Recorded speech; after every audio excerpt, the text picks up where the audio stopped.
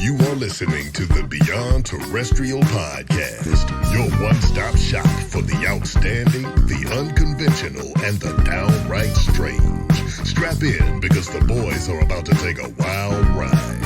I'm Funk Master B, setting up that tea for the duo of Gumfoolery. Your hosts, Dan and Lee. Of course I believe in aliens. I mean, in an infinitely growing universe, why would we be the only living species? Bigfoot, Nessie, all that stuff, it's gotta be real. How are we to say that we're the only ones? It's just ignorant. I think aliens are not only from other planets, but they're time travelers.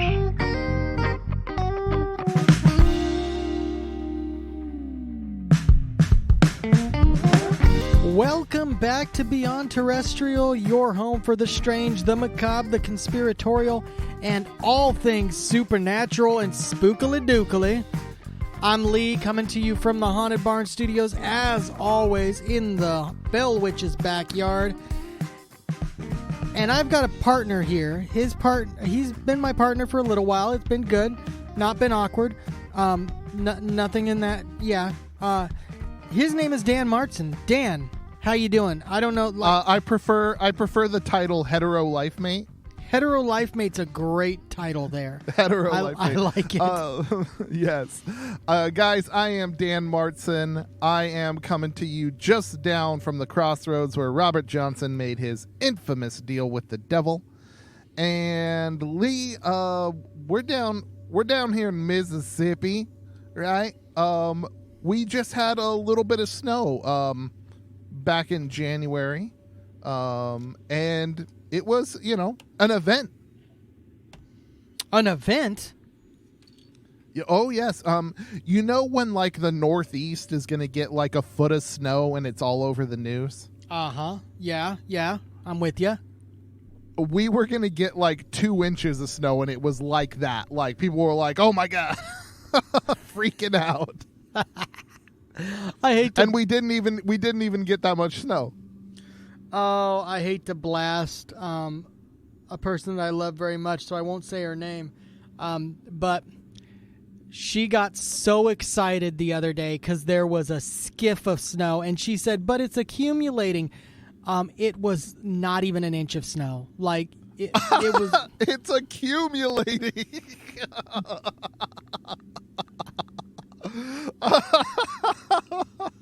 That is wow, that is a very, very low bar for snow. So, but here's the thing. She's from Florida. I have to give her that. I'm coming from Idaho, where that is not the case, especially in northern Idaho. In southern Idaho, you get snow, but it's more just cold and shitty. But that's just my opinion, dude, Dan. no, What do you think? Huh?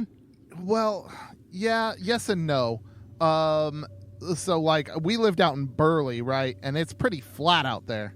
That's the problem.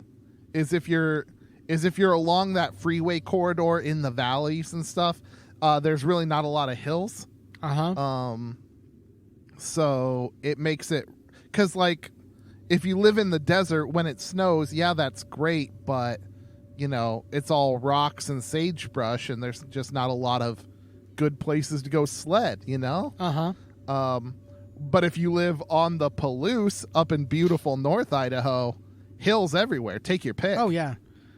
Middle of the... Yeah. So. Yeah, it's crazy over there. So, it's just two different worlds. But I think the thing about southern Idaho snow that was really crazy is the drifts, because it is flat and you get the wind.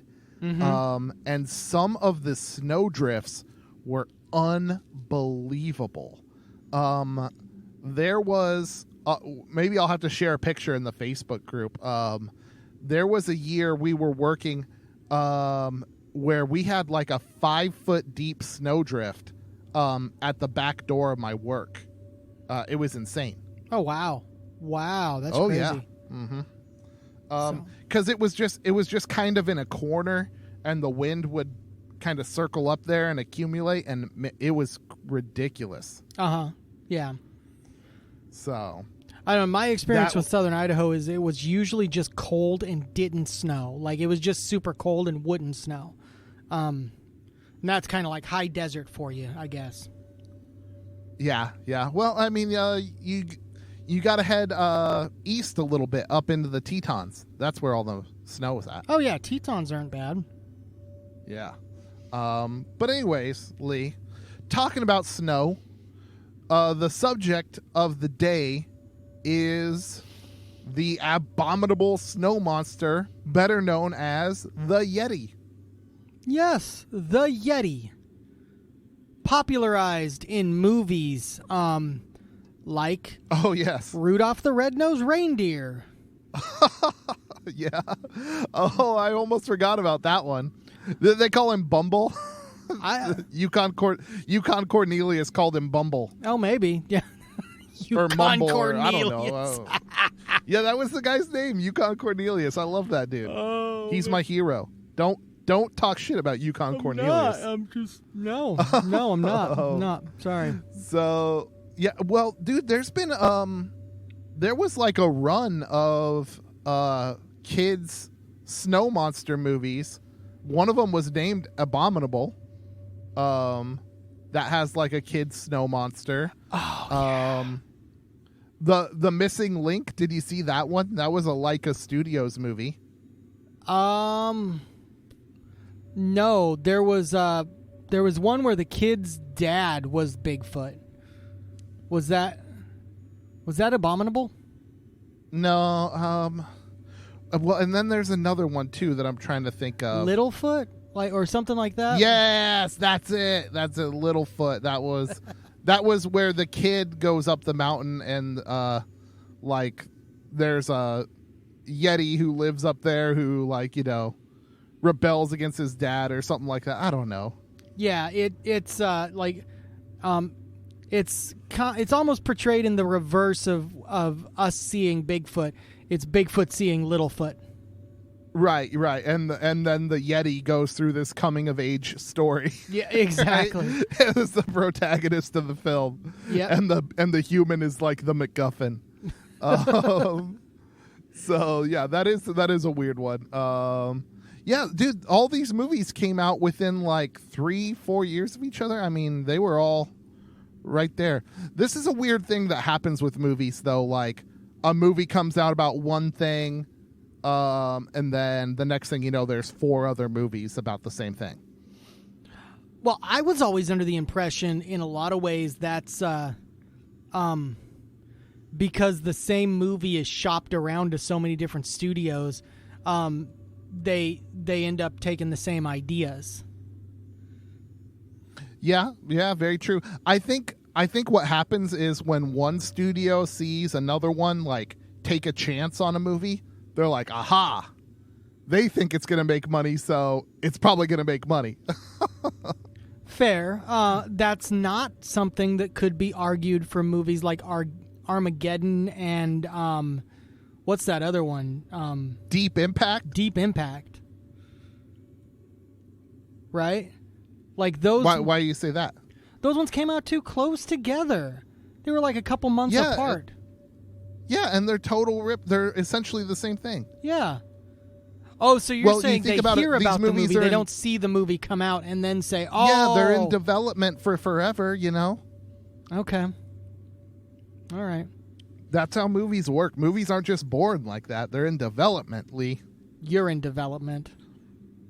Hey, speaking of development, let's talk about our friends over at Simple Equations Media really quick. They can develop an idea that you have for a song, a movie, a music video, all kinds of short film and audio projects. They're a full-service audio-video production company in sunny Las Vegas, Nevada, and they do all the editing for this show. They can help you out, too, from pre-production through post-production. That's that, development that we're talking about. So they can develop it, they can shoot it, they can cut it. They're good dudes over there. So give them a shot. SimpleEquationsMedia.com. Check it out. We promise they won't rip off your idea to make their own movie. Right. Good for them. The solid dudes who we had on the show before. So Yes. friends of the show. Yes, friends of the show. So anyways, Lee, now that that's out of the way, Yetis. Yetis. So I guess the first thing to get out of the way, not only are there a bunch of movies, recent movies out about it now, but I guess in the cultural zeitgeist now, if I say Yeti to you, what's one of the first things you think of? White Bigfoot. Okay, well, that's you, Lee. Grandpa Foot. Grandpa Foot. A lot of people would say coolers. Oh. Okay, yeah. Yes, that dude. makes sense. That makes some sense there. Dude, those coolers are nice. Like, I love me a Yeti cooler, but I love me a Yeti knockoff cooler because I ain't paying no $300 for a cooler. No way. Why? Who? I want to know how they're in business. How are they in business, Dan?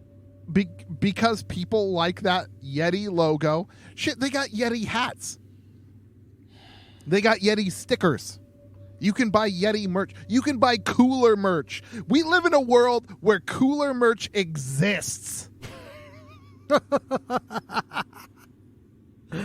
Oh. Hey, speaking of merchandise, head over to beyondterrestrial.com, click on the link that says shop, and you can find yourself some nice Beyond Terrestrial t-shirts and stickers. Dan, let's talk about your segues into advertisements today is on point. Like, it is amazing. Dude, this honestly, cut the rest of the show. This is it.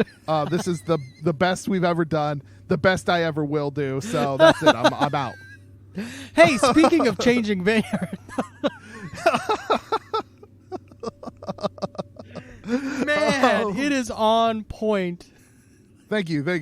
Dude, but no, like, seriously, cooler merchandise. Have you ever in your entire life loved a cooler so much you thought, yeah, I'd wear that on a t-shirt? No. Nope. No. Now, that being said, I am currently wearing a Mountain Dew t-shirt, so is it really all that different? Yes, because I can ingest Mountain Dew, it tastes delicious, and it might actually be coursing through my veins right now. Dude, Done. For $300, I would need a cooler to satisfy me in ways that No cooler ever will. aren't speakable on a podcast. Well, this is marked explicit. Let me tell you. No, I won't tell you. Please don't tell us. Please don't do that. But seriously, that's a shit ton of money for a cooler. Get a knockoff. There's a ton of knockoffs. A lot of them are really good. They'll hold ice for a lot longer than a regular cooler. Go for it. There's like Orca brand, all kinds. Unless the people at Yeti want to send us a cooler, because let me tell you what, those knockoffs are shit, and you better buy you a Yeti cooler. Yeah, garbage. You got to get a Yeti cooler. You absolutely must. And you know what? You should get the bottle openers that go on the side too. Yes. And a couple stickers to maybe put on your automobile. You know what? Yeah. Fuck it, do it. Yeah, don't forget about the cups. The $60 cups, way better than the Walmart $10 ones. Like, way better. Oh, and the metal koozies that go over the can. Now, those koozies that go over the cans and bottles are pretty genius. Yes. I got to give them that one. That was a stroke of brilliance. Yes. Okay. Moving on from trying to sell Yeti coolers that we don't actually think are worth the value. Dude, well, see, that's the thing. If you go to research Yetis, like I just had to do, what comes up? You put Yeti into a search engine. They it's paid all for coolers. that shit. I still Yeah, want of to know course they who do. buys them. Like, who spends that much money on a cooler? It's not that important. Lee, this is the brilliance of this day and age. Like, if you make something that people want, you can charge anything for it. Welcome to the 21st century. So the stories of Yetis, though, Lee, they go way back before double-walled, vacuum-sealed coolers. Dan. I mean, they go back into prehistory. Dan. Yes. If I shit in my hand and spray paint it gold, do you think I could sell that for $300? I said something people want, Lee. I don't know. Maybe somebody wants my shit-covered hand with gold. I'd cut the hand off. How off. much did someone pay for a banana duct taped to a wall that they said was art? All right. You know, like that's the point of it, Lee. It doesn't have to be anything of value, like actual value. It's the perceived value. Perceived. That's what people pay for. I wish we had a lot more perceived value. Lee, I know, me too. The dollar bill in your pocket is nothing. It's a piece of cotton paper. Yeah. There's no gold backing it, right? There's nothing. It's all perceived value. Oh, hey, funny story about perceived value. The other day, I bought into some Bitcoin, right? Uh-huh. And I'm telling you, it was the best decision of my life to sell it.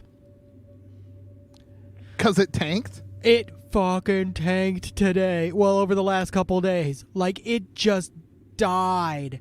Here's the best part, though. Wow. I made $20. I put in $100, made 20, sold out, made 20. I'm happy. Wish I had bought in earlier. That's gambling, son. That's gambling. Yep. But I've got people up here that were like trying to sell me on it so much, and it tanked so bad. You know, you'd probably have a lot more fun if you took that $100 to the casino and played blackjack. Probably. Hey, I made $20 though, so I can't complain that much, Dan. Yeah, $20 is $20. So $20 is $20. Well, Lee, you cut into my good segue about how old Yeti stories were. Hey, speaking of Yeti stories, Dan, you were about to tell us something about Yeti stories. I sure as shit was, Lee. No, so Yeti. God damn it! So proud of myself. See, we were so good, and now we're not. This now we're back to our old selves. I'm sorry, listeners. If you just listen and you thought that first part was really good, we're never that good. This is what you're in for. So Yeti lore goes back to prehistory, like way the hell back. And of course it is centered around the Himalayas, Central Asia, South Asia, China, a little bit of Russia. And it becomes very closely tied with certain sects of Buddhism, which is a really strange thing, Lee, that I didn't know about. And Buddhism is is probably the world religion that I know the least about. So Lee, when we talk about Buddhism, what comes to your mind? Like, what are you thinking of? All right, do you want my honest answer? Because I feel like it's a little bit racist. You know what? Now that you said it, you got to say it. Nail salons. What? That's it? That's your Buddhism reference? No. No.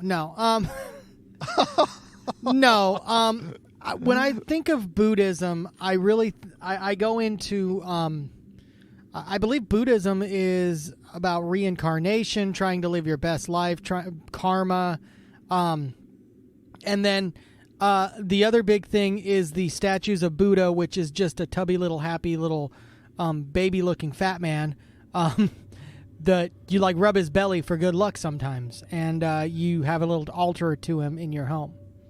Yeah, well, I like thinner golden Buddha statues myself. That's just me. That's my aesthetic.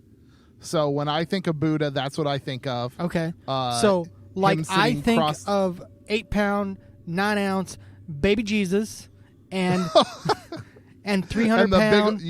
You thinking the big old Buddha belly roll? I'm thinking of the big old booty belly roll. The old Buddha belly roll. But you're allowed to think of your skinny, sexy Buddha if you want. Yeah, I like that Buddha, or maybe a sleeping Buddha. Nice reclining one. Maybe he's wearing a tuxedo T-shirt because he's not too formal, but he's. God damn it. But yeah, no, Buddha statues, monks, right? You think of Buddhism, you think of monks. Yep. The orange robes, the Kung Dalai Fu. Lama, bald heads. Yeah. So that is my reference to it. And I think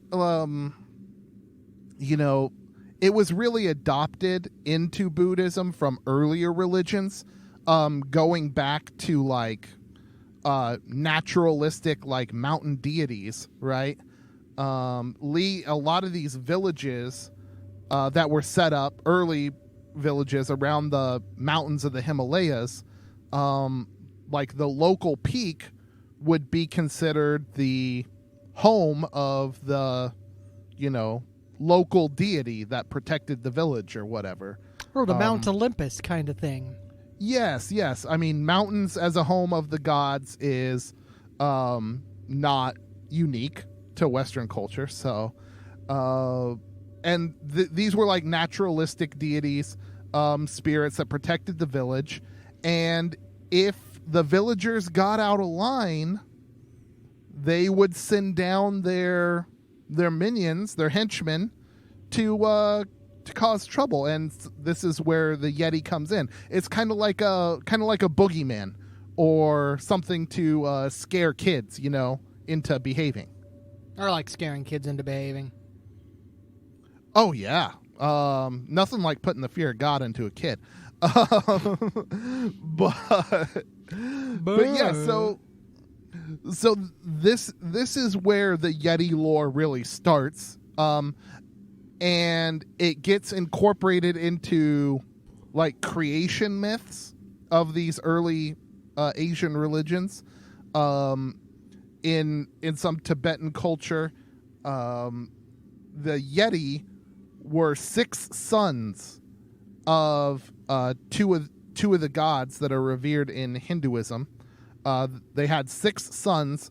One of the gods is like a monkey form sort of god, and the other is like a female protector or something like that. And then they have these kids, and the 6 sons spawned 6 tribes of Tibetan people that eventually evolved into the modern Tibetan cultures.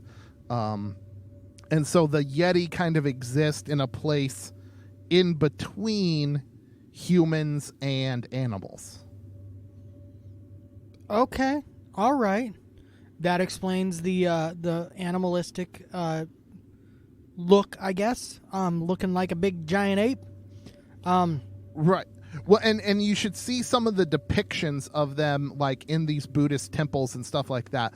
Some of them can be very humanistic. So, and sometimes they have multiple arms too. So that's cool. And sometimes they carry off people who misbehave or blaspheme. You murder them and carry them away. I'm going to be honest with you. I'm imagining, like, do you remember the Spider-Man cartoon from the late 90s? Where he becomes a spider and has multiple arms and stuff like that in between? Yeah, of course I remember that shit. Paint that guy white. And then it finishes with like Madam Web and the multiple dimensions and stuff like that. That was the Spider-Verse before Spider-Verse was a thing, guys. Guys, seriously. Dude, it's all on Disney Plus. Go back. It's all on Disney Plus. Is it? Oh, yeah, man. I don't know if I can handle watching that. I'm scared that it's going to be like...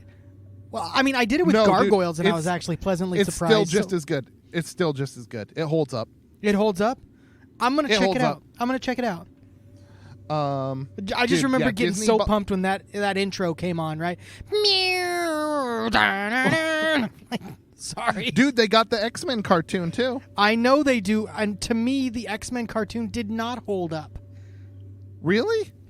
Maybe it's just... I don't know. It just did not hold up like I remember it. I think the hard part about that X-Men cartoon is it. I know it has the narratives that it keeps through, but it just has these shifts, you know, where it goes from one story to the next one, and it just can sometimes be to a modern watcher, when you're not watching it one episode at a time on like Saturday morning, right? Uh-huh. It's not as bingeable, is what I should say. Not designed to be bingeable, right? That's right. A modern audience that's used to binging it, it just doesn't quite flow. But fair. It wasn't fair. designed to. It was serial. It was not designed to flow like that. So yeah, that's not its problem. Anyways, so these Yeti tales are all incorporated into Buddhism, and the Yeti in some of these traditions, because Buddhism has different sects. I mean, they're all spread out amongst these different temples in countries from, you know, India and Nepal and China, just all through Central and Eastern Asia. So, like, there's a lot of different traditions in Buddhism. Again, something I don't know a lot about, because Buddhism, probably the world religion, again, I know the least about. But the Yeti could be like monk protectors. You know how in Buddhism sometimes they would have these hermit monks who would sequester themselves in caves, and, you know, with no food, and they would be provided for by a community. And in some of the tales, you know, Yeti help provide for the monks on their quest for enlightenment. Okay, all right. Or they could defend the temples, right? Yeah. And in some of these Buddhist temples, they have Yeti relics. Yes. Hands, fur, all kinds of things like that. So there's Yeti statues, there's Yeti art, you know, tapestries and things like that.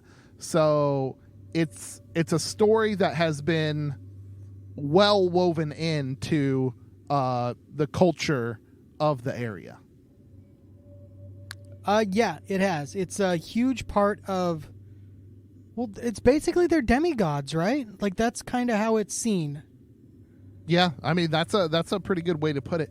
Lee, before we go to a break, what can you think of in, like, modern American culture that could be the closest thing to something we picked up, maybe from the natives or from, you know, European colonists or whatever, something, the furthest thing back that's been incorporated into like American society? The furthest thing back, huh? Yeah. I mean, you've got your Yetis and things like that, your Wendigos. That's not really a big part of American society. Maybe your Bigfoot would be a pretty good one, pulled from... But then if you go to, like, Western Europe, you got, like, vampires and or werewolves would be another possibility. Or witches. Witches is a good one. Witches is a great one. That is that's probably right there. Witches, yeah. Yeah, and I think, I don't know, it's like I say, we didn't really adopt anything from the native cultures as we forced them to assimilate to us, right? Oh yeah. And wipe them out systematically. So there, it's hard to say what North American tradition is the most like the Yeti, and I really can't think of any. Sasquatch is the closest thing I can think of, or Wendigo. I don't know. There's it would probably just be Christian ideas like the devil as a snake, right? Uh-huh. Like having that creature, that animal, be the embodiment of evil is probably the oldest thing that I could think of that we still probably hold on to. So, anyways, guys, that was a very interesting philosophical debate. God, look at us being so smart all of a sudden. See, it was strange, Dan, because the question you asked was talking about natives, but then it kind of went into more European pullovers. Well, I was trying to think of the oldest thing, like going the furthest back. Like what is the oldest thing that I could imagine that's still, part of our culture and our stories. And that was my thought process there. Snake, and yeah. It does, like the snake as the embodiment of evil, can mesh a little bit more closely with native stories because the native spirits were all embodied by animals. So that's just my thought process there. I don't know. That's fair. I can see that. Yeah. So anyways, guys, how did this religious figure, this sometimes boogeyman, sometimes quasi demigod, become the abominable snowman that we all know and love? Well, no surprise, it has to do with newspapers and Englishmen of the 19th century. But we'll find out more about that after we take a quick break.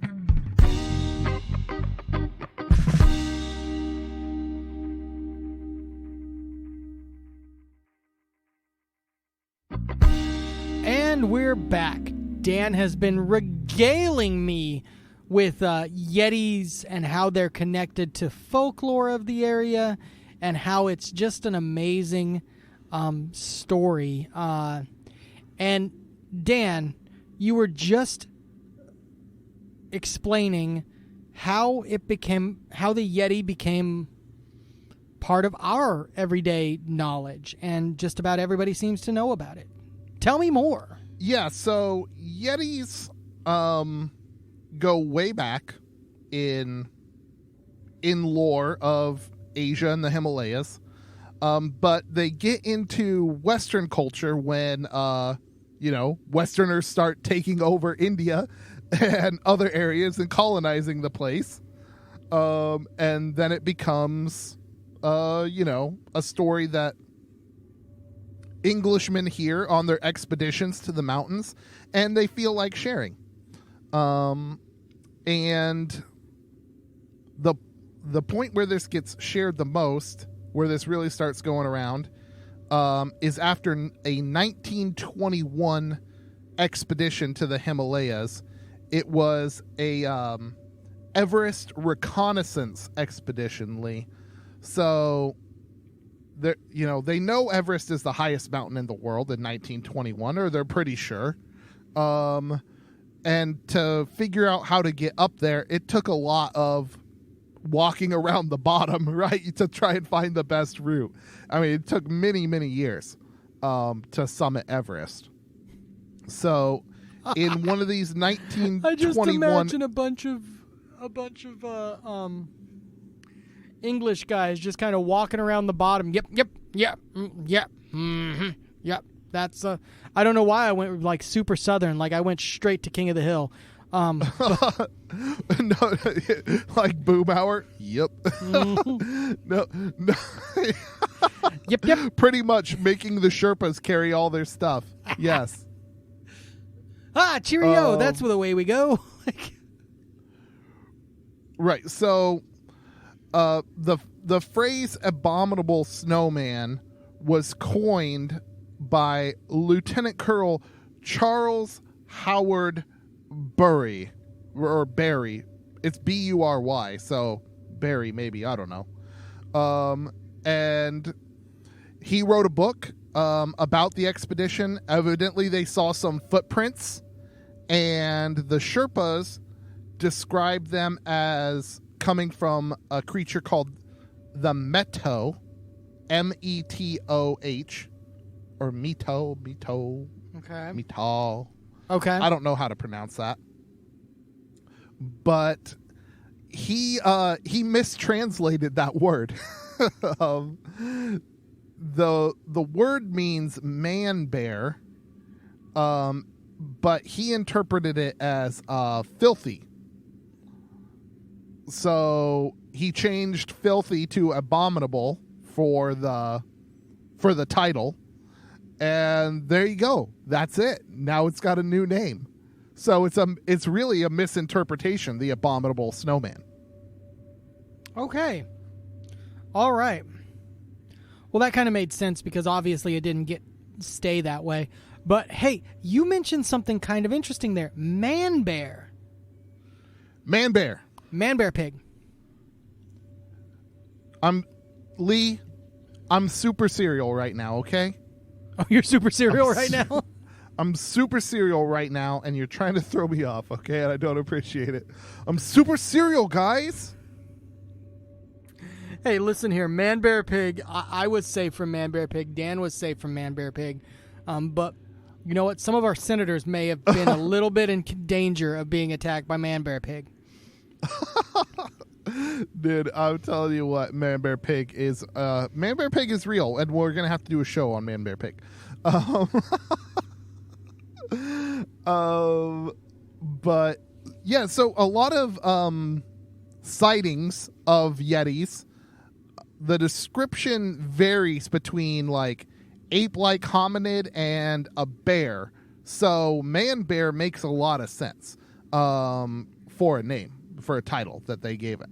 Now, in many subsequent expeditions around Everest and the Himalayas, there were different sightings, different photographs of footprints and things like that.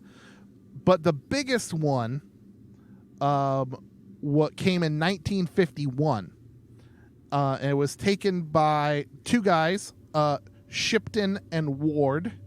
I believe Ward took the photograph, and it's a very famous picture. We'll put it up on our Facebook page. It's this Yeti footprint, clear, very well defined in the picture, next to an ice axe. And this footprint is a good 13 inches longly, and it has almost a thumb-like protrusion on the end. Like imagine, you stick your left hand out, except your thumb was big, like a big fat, like 4 times the width. That's pretty fair. If your thumb was fat like your big toe, that's kind of the image of this photograph. Was it somewhere down, like near your elbow? What? Like the thumb? Was it like somewhere down near the elbow, or was it still up towards the top? No, it's on your hand. But just like imagine if you made a handprint, but your thumb was way fatter than the rest of your fingers, like your big toe is. Well, you said this footprint was like 13 inches long. Yeah, well, it's huge. Yeah, I mean, I'm just saying proportional. Oh, wise. Proportionally. Okay. Yeah. All right. So it's Right. kind of fat and stumpy then. Yeah, and then blow up like from your wrist to your middle finger to 13 inches, and then blow up the whole thing. Boom. Okay. All right. I'm with you now. I'm with you. Yeah. So, describing a picture in the audio medium, guys, go to our Facebook page, join our fan group. Why aren't you doing that already? You really should. But it's a picture that got a ton of press, Lee, a ton, because people were getting ready to summit Everest. There had been a number of expeditions. It was getting very close. There was a lot of interest in summiting the mountain, and it was the 50s, and it's a cool story, and there's a picture, and it got everywhere. So this photograph really drove Yeti stories into the cultural knowledge base for Westerners, at least. Well, yeah, I mean, that was the time when everything that was like Eastern Europe, or like just, that was the time when everything that was exotic was like really cool. So you wanted to do more, learn more about it and all sorts of stuff like that. So I can understand that. Well, and it's also a time where there's a lot of exploration just starting to happen. People are gonna summit this mountain, like space, like rocketry and stuff. It hasn't come up yet. This is 51, but it wouldn't be a few years until there would be, human space flight. Yeah. So, like, this is an age of exploration where new stuff could still be found. There wasn't much left, but there were still a few things out there to conquer. So, very cool. And in 1953, Sir Edmund Hillary, along with Tenzing Norgay, did summit Mount Everest. So, there you go. That was a big deal. And allegedly, Sir Edmund and Norgay, they saw some footprints on their way up. Allegedly. There's a lot of allegedly. Now, so Edmund Hillary was not like super big into Yeti stories, right? When people told him about it, he would be like, yeah, okay. Maybe we saw some footprints, but we need to learn more about the mountain. Like, that was his big thing, is people need to go up there. Like, it's a place people haven't been. So we have to learn more about that ecosystem before we can understand how anything could live up there. That's fair. That's a fair and honest view. Yeah. The guy was a pretty solid dude. So props Smart to him. guy. Yeah. Yeah, right? So I guess once Everest has been summited, people know how to climb it. And it's been climbed a shit ton since then, right? Yes. If you have the money, you can get yourself to the top of Everest. Dude, have you ever seen the pictures of what Everest looks like now, though? Yeah, like sometimes where they take these crazy expeditions up there with a bunch of people and they just all line up to take photos at the top. No, I'm talking about like all the garbage along the pathway up. It looks awful. Like poop and dead bodies and like all kinds of stuff. Yeah, and garbage, like literal garbage. People just throwing their shit. Like, what? Like, anyway. Well, yeah, that's how it is, man. It's a mountain. Like, if you can't bring it down, there you go. It's one of those things. Like, on the one hand, I wouldn't blame someone for doing something like that because, you're in a life or death situation essentially, right? Oh, yeah. You've put yourself at great risk, but also like you've paid a bunch of money and. Or for most people have, and to not take any consideration for anyone who comes after you, because all that stuff does get left up there, just like you said. I mean, including the bodies. Yeah, they don't do anything with it. Yeah, it's too dangerous to try and bring them down. Like that's how insane the mountain is. So yeah, I don't know. Mount Everest is weird. It's one of those places that is amazing and also just odd with how it became commercialized. Something that cool should not be, something that you can just pay for. I feel like that's something you got to really earn, I can get behind that and agree. Yeah, anybody who trains and goes out there and earns it, props to you. Like I'm all for that. If you're some schmuck who makes everybody else carry your stuff, and just pays a shitload of money to go do it, well, you're kind of an a-hole. Yes, I can agree with that. So, but anyways, Lee, after the mountain was summited, again, there's a whole bunch of Yeti stuff out there now. Like, this is like primo Yeti fever. Like, this is when it was going big. In 1954, an American millionaire by the name of Tom Slick, who we just said people with, yeah, dude. We just said people with money are a-holes, right? This guy set up a huge expedition to go on a Yeti hunt up at Everest. Nice. Yeah.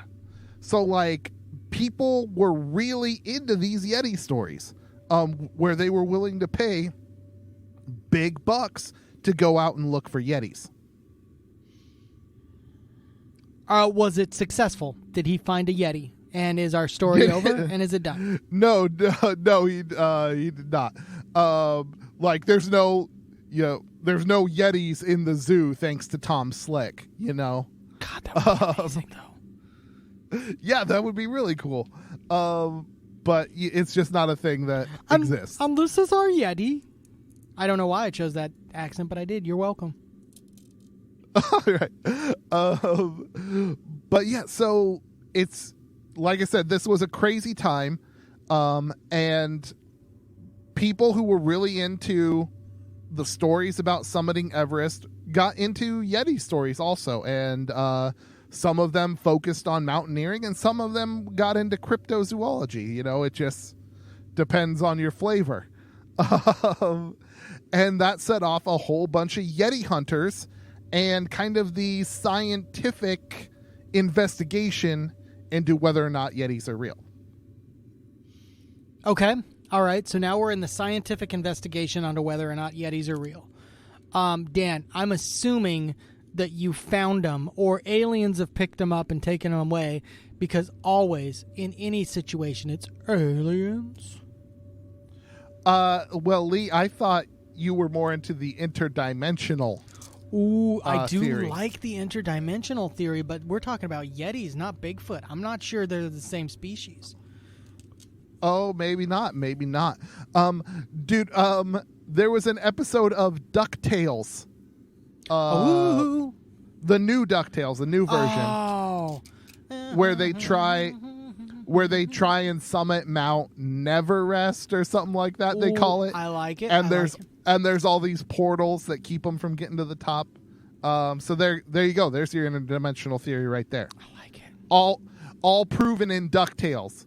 It's DuckTales. just like how they prove the flat Earth on TV all the time. Yep. Yes. So DuckTales proved it that the Yetis are interdimensional creatures that protect the tallest mountain on Earth. And it's on DuckTales, so it's true. True.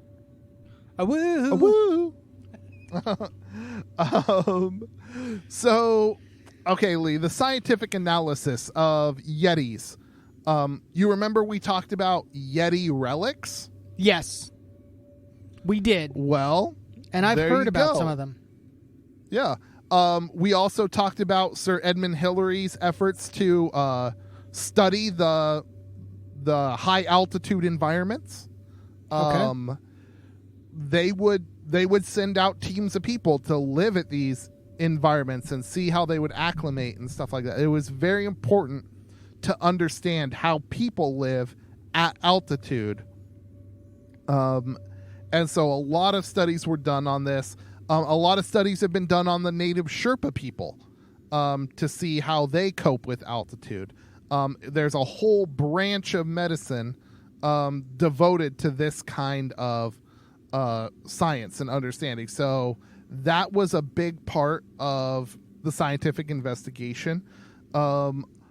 And these relics that supposedly exist can now all be tested for their DNA. Okay. And have any been tested? You bet they have. Lee, it's not good on the DNA front right now. Ooh. Tell me a more. lot of the answers is bears, mostly bear fur, and sometimes like dog teeth and things like that. So, yeah, not looking too hot right now, Lee. Yeah, not looking too great. Like that seems Yeah. very uncool. And a lot of the scientific like these DNA studies have only come out pretty recently. So like there's even National Geographic articles about these DNA studies out there. So Okay. it's very well documented. And one of these Nat Geo articles that I saw that was very interesting, I thought, Lee, was about a author and Yeti hunter named Daniel Taylor. And his story was very interesting. He focused his Yeti hunt on an area of Nepal called the Harun Valley, Harun, Harun, Okay. or Harun, or what, I don't know how you say it, Harun. Okay. This valley, Lee, the pictures are fantastic, because it's a valley, it's lower, and it has a very unique microclimate that produces a lot of precipitation.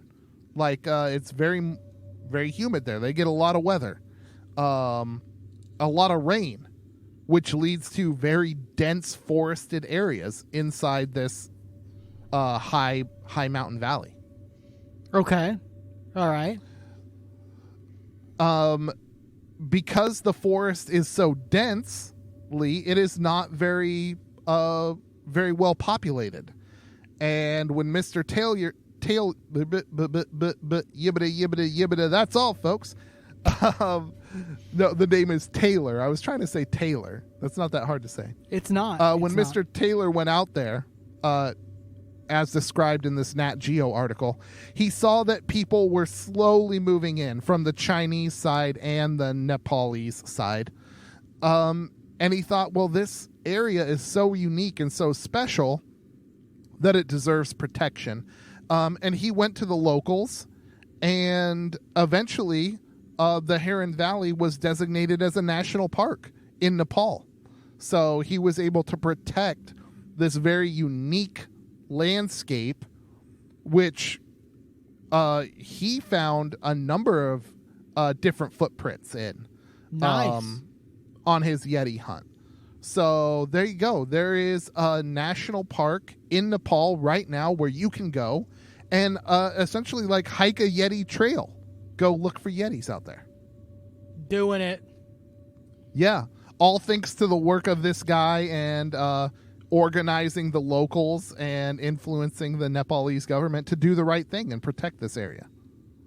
So like that's one of those cool stories where something as wild as like cryptozoology has a strange positive effect on the world, right? Yeah. I like it. I like it a lot. Yeah. So it was really cool. But yeah, he's found stuff there. A lot of times it's probably more bear related. They do have bears up there. He's gone along with hunters up there to find more bears. So who knows? Maybe it's bears, but one of these expeditions could turn up something else. You never know. And yeah, you can find the bears in the valleys. And I would imagine from time to time they probably travel up over these mountains probably to get to different areas. But you wouldn't really expect a bear to be, near the top of Mount Everest where sometimes these footprints are found. Yeah, that's fair. So, and that was what I was kind of like thinking about when you first mentioned man bear. That's what I had heard as well, was that I think it's called the sun bear, or there's a specific bear that thrives in that general area. Could it be a reverence for the bear rather than an actual Bigfoot-esque monster? I don't know. Listener, you tell me. I don't know. What I do know is, the bears are cool. They deserve protection. And the Yeti hunt. The Yeti hunt is a cool idea. The idea that there's this park that you can go to that is protected in part because of people's fascination with the Yeti is really cool. So it's an area where the wildlife is revered. And this, okay, now I'm going to go on a tangent again, Lee. I think a lot of these Yeti stories can relate to people's disconnection with nature, right? Okay. Especially for a Westerner, right? Because we live in a modern society and houses, roads, like this is what we're used to. And we very rarely venture out into nature. And if we do, we bring a lot of our modern conveniences with us. What? So, yeah, I mean, that's just how it is. And the thing is, even in these, Eastern cultures and Tibet and Nepal, and they are feeling the same thing as society advances. There's a disconnection. And so these older stories of the Yeti are, I don't know, they take on more reverence, more mystery, right? Yeah, I can get behind that. Yeah. So over time, it gets built up into a mystery, whereas before it's, a legend from people who are connected to that land and who believe that, the spirit that protects them lives in the mountain and they're around it every day, like making their living in these high altitude environments. Very different from the lives we live today. I can see that. That makes absolute and total sense. So that's my Yeti spiel, Lee. I put it all out there. That's my whole Yeti shebang. I shot my wad on this one, and it didn't take a $300 cooler to get it out. I'm glad it didn't, Dan. I'm so glad that it didn't. Dude, if I bought a $300 cooler, though, you better watch out. Oh, gross. I'd have to get a sleeping bag that $300 cooler could go in with me. I'm not letting that thing out of my sight. Oh, no, it's your new best friend. It's your girlfriend. Like, it's basically your new wife. I'd take it. $300 cooler, that's going everywhere with me. Fair enough. Or you leave your wife at camp and be like, are you sure you can watch the cooler? If I come back and that cooler breaks, it's broken. $300 damn dollars.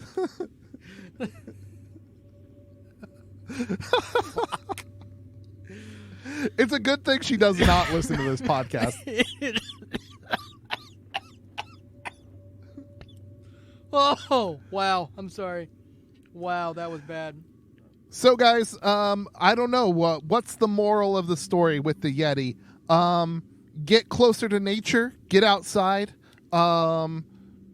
Maybe, spend your money wisely when it comes to outdoor refrigeration technology.